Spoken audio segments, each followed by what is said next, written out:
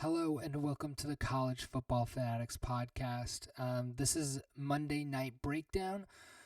This is going to be a add-on for about 20-25 minutes of the official College Football Fanatics podcast on WIUR Gales Radio. This is the actual official channel. As you can already see, I've already posted the episodes that have been filmed on the Gales Radio channel. Already uploaded to this show. This is going to be the Monday show. We are also going to have a Friday show where we talk about a preview of the weekend. This is going to be more of a breakdown. It's going to be more talking about the scores. I'm going to have highlight games that I start.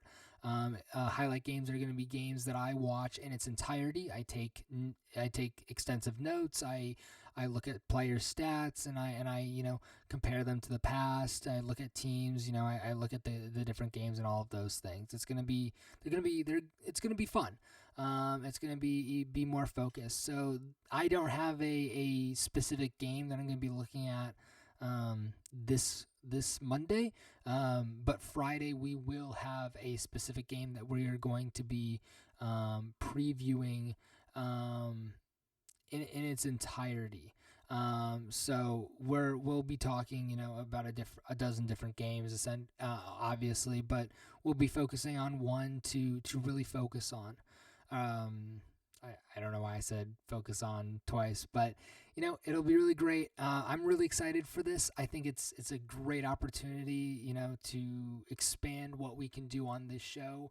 And I'm really, I'm really feeling positive about this. If you guys have advice or, tips, tricks, anything you want to say, leave a comment down below, and leave a like and subscribe to the channel. It's really going to help with, YouTube's algorithm and things like that. And, put this out to more people.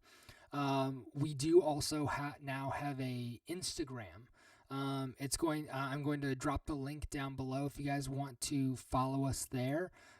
It'd be, again, greatly appreciated. We're going to have, a bunch of different stuff on there.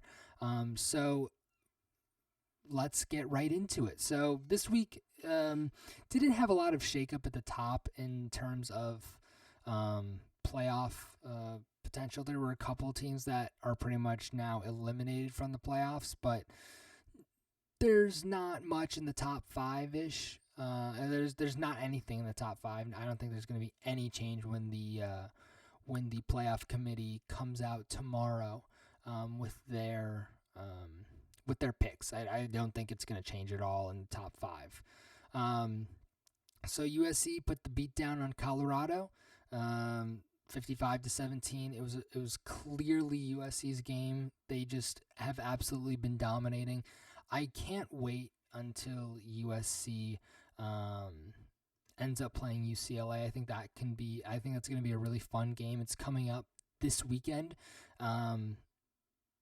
Now that I think about it, actually, that's probably going to be our game of the week, or our game to watch, essentially.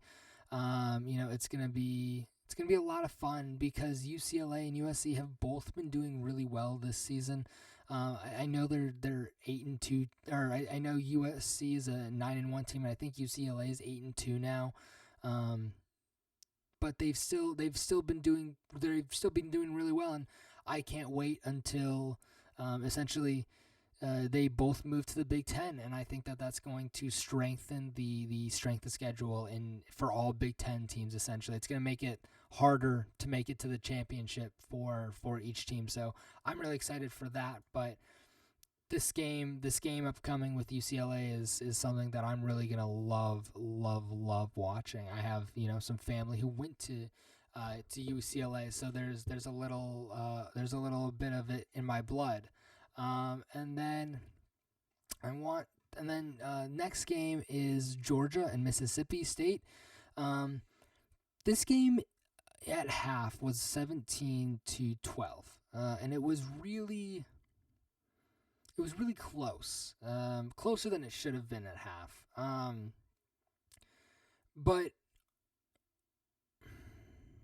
Georgia really picked it up in the second half, and I really think that I really think that that's important for us to think about is Georgia really did pick it up, and they scored 28 points compared to Mississippi's 7 points in that second half, and I really think that that obviously I think proves that Georgia is the number one team in college football. Mississippi State is still bowl eligible, so they're going to be going to some bowl. It's not going to be like a New Year's Six bowl probably, but there's going to be a bowl that they go to. Next up, Ohio State and Indiana. As expected, Ohio State beat down on Indiana really easily, 56-14. There's not really much to be said here. The only thing that I do have to say is Mayan Williams was injured in this game, and Ohio State has been really having a lot of problems keeping their keeping their running backs healthy, and that's going to be a big problem when they face Michigan. And I'll get into that after I talk about the next game, which is going to be Michigan and Nebraska. I'll get into more about why I think that why that'll be a bigger problem. Actually, I'm going to go more to, so at the second half of this episode, after I cover the next few games, I'll talk more about why I think it's going to be an issue for Ohio State if they lose Mayan Williams and TreVeyon Henderson to injury against Michigan. So next up, Michigan versus Nebraska. Obviously, Michigan is a ground and pound team. I believe the spread was about 30 points. And I had actually taken Nebraska against the spread because I didn't think that Michigan was going to. I didn't actually bet, but if I had to wager, I would have wagered Nebraska, because not that I don't think Michigan is capable of scoring the 30 points, but Michigan is more than willing to take 10 minutes off the clock for 7 points than putting up 28 points in 10 minutes. And I think that that's really a staple of this Michigan team is they are going to beat you into submission. It's gonna be the club over the head instead of the knife in the heart, essentially. If we're using an analogy, it may take more time, but eventually you will submit. And it's not going to be a quick death, essentially. So that's why I had previously said to a few of my friends, I was like, oh, I don't think Michigan's going to score, 31 points on them. I thought Nebraska was going to score about 10 points. I thought Michigan was probably going to score 35, which they did score 35. 34. So I was right about how much Michigan was going to score. Just I overestimated how much Nebraska was going to score against a very good Michigan defense team. So I'll talk more about it, obviously, when I talk about them playing Ohio State in a couple of weeks. So next up, TCU, Texas. So this was a game I was really looking forward to because part of me wanted TCU to lose because I felt like I really felt like I really wanted TCU to lose, or part of me wanted TCU to lose because I wanted there to be a chance that two Big Ten teams could make it into the playoff, and the only two teams that are remotely going to the playoff are Ohio State and Michigan. Now, it's almost guaranteed that one of them is going to the playoff. I mean, as long as they both stay undefeated the rest of the season until they play each other at the end of the week, Michigan and Ohio State, one of them will go. But if TCU has a loss, it's very unlikely that they go, and it opens the door for a close one-loss Michigan team or a close one-loss Ohio State team to make it in. Although they'd also have to compete with Tennessee, but they'd both be losing conference champion status, so they'd be somewhat equal on that foot. Tennessee might have a little edge over strength of schedule, but who knows? Michigan could still pull away with that, and could have still pulled away with that, but they were close. It was 17-10. It really looked just like a stalemate up until the middle of the up until the end of the third quarter. It just looked like it just the only way I can describe it is just a stalemate essentially. Nobody was moving the ball particularly phenomenally. There's no real scoring. Obviously it was a very low scoring game. Only 28 points scored altogether. But like TCU does, they found a way and they pulled it out of their behinds and they won the game. And that's when talking about playoff caliber teams win. So you can have the hardest strength of schedule in the world. You can play 11 of the top 12 teams every week. And still, if you lose half of those games, you're never going to make it to the playoff because a playoff team wins. That's what they do. And TCU has really proven that, no matter what they come up against, and they've come up against some pretty decent teams, that they're going to win. Next up, Missouri and Tennessee. There's not a lot I'm going to say about this game. It was over by half essentially. It really, Tennessee just put on a show against Missouri. Hendon Hooker threw 3 touchdowns. So it, after Tennessee's loss to Georgia,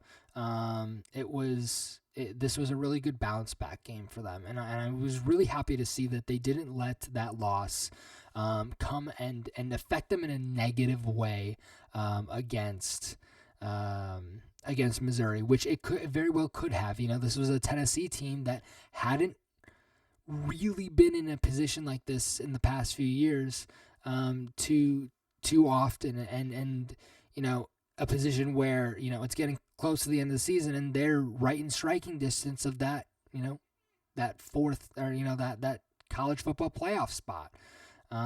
So it really I was really happy to see that they didn't let the loss throw them off their game and they just won by a lot.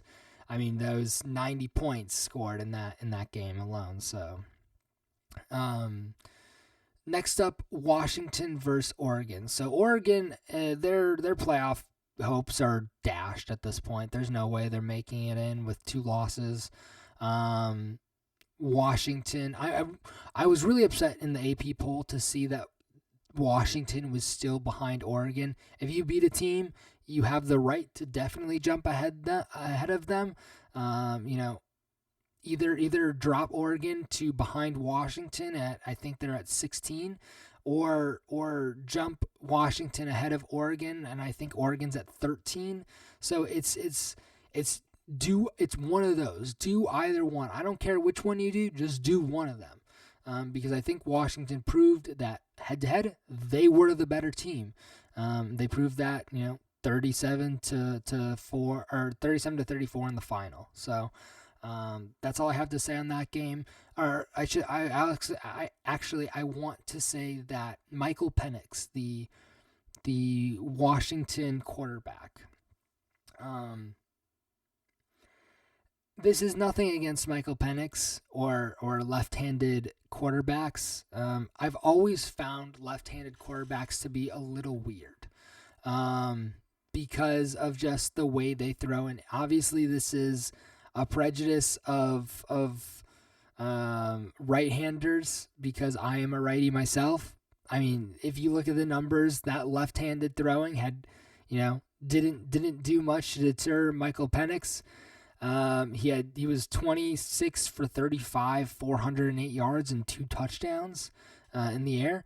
It's not like that was gonna stop him at all. But 400 yards in the air, I think that the throwing motion of left-handers is a little weird. But that's just my opinion.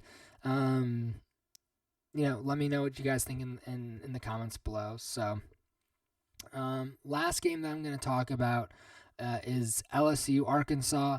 LSU barely scraped by with a win against Arkansas. Although I will say, Arkansas is nearly bowl eligible, but LSU, who has a win against Alabama, should. They really should have pulled off, that they really should have pulled off. They really should have pulled off they should have pulled away from Arkansas. Sorry, it's late. I'm a little tired, but they really should have pulled away from Arkansas, and I'm really kind of frustrated that they didn't, because they seem to have a lot of potential on that team. And I really want to see where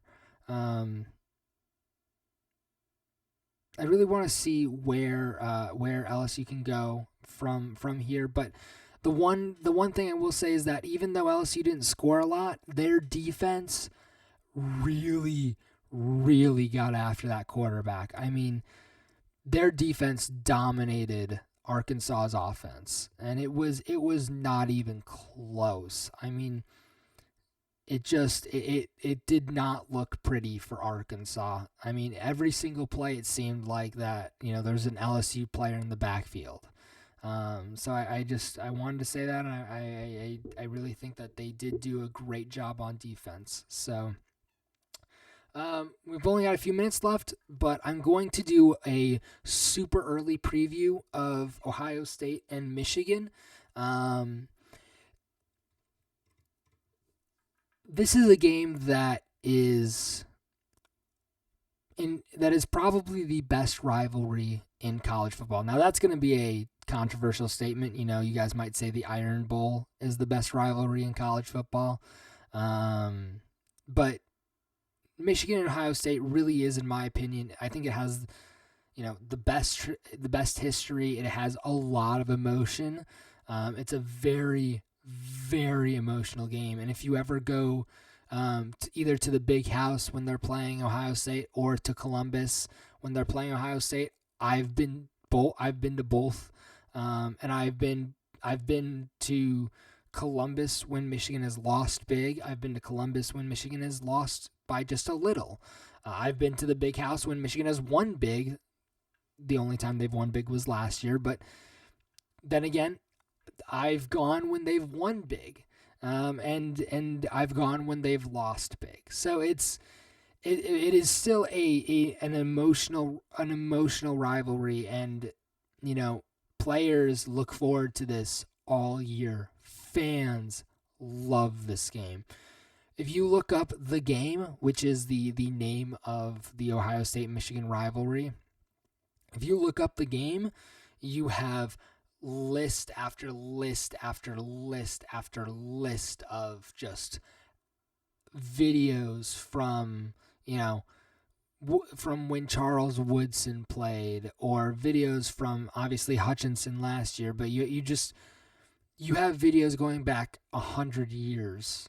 As long as cameras have been brought to stadiums to film, The Game has been filmed.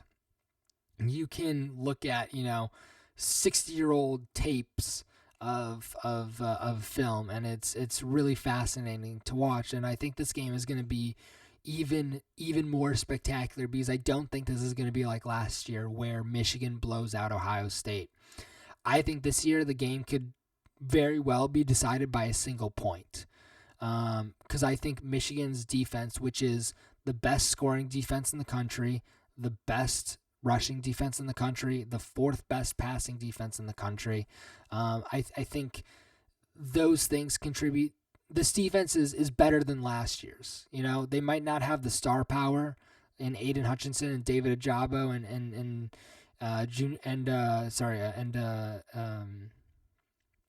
Junior Colson. Junior Colson's still there. So as I was saying, they might not have the star power that they did last year, but they very very much are better. I think they actually have more sacks than they did at this point last year. As a total, I mean, this defensive line is really really good, and the secondary is an improvement on last year's. The only weakness that I see in this Michigan defense really is their linebackers. I don't know if their linebackers would be able to keep up with Ohio State's wide receivers if they needed to. So it's gonna be a real test for Michigan. Obviously, they're going to Columbus, which is always a hard place to play especially for Michigan. So it's really going to be a great. I really think it's going to be a great game. Michigan has to shut down Ohio State's passing attack.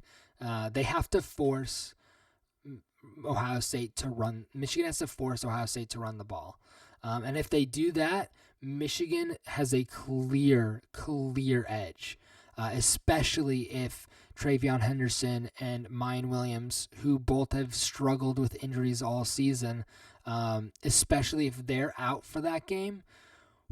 Man, that would be a game. I mean, yeah. So if they can shut down Marvin Harrison Jr., who against Indiana had 135 yards and 7 receptions, it would really be it would really go a long way to ensuring that Michigan won that game. I also think that, Michigan, like I said earlier, Michigan is a club you over the head, not a stab you in the heart type of offense. And I don't see that changing with Jim Harbaugh being there. I don't think he's ever going to be a pass first coach. I can't see that ever happening with him. He's just too old school, and part of me really likes it, but part of me also think that, is he doing it at the expense of a very talented quarterback in J.J. McCarthy? And is this possibly holding J.J. back? Because he got 17 attempts to pass the ball against Nebraska, whereas Blake Corum got 28 carries, and Blake Corum was only one of several running backs to get carries. I mean, C.J. Stokes got carries. I don't think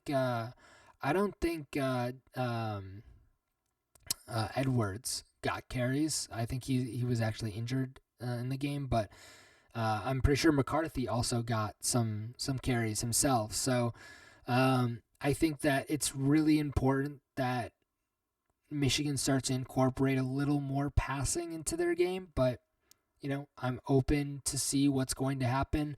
I still lean towards Michigan winning. I understand Ohio State has probably the best offense in the country.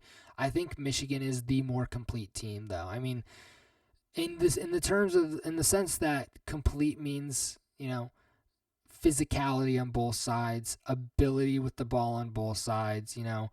I think this Ohio State is by no means a poor team. It's no means a bad team. I just think that Michigan's offense, I think, is in the top 10 in both offense and defense. I don't think Ohio State's defense is in the top 10. So it'll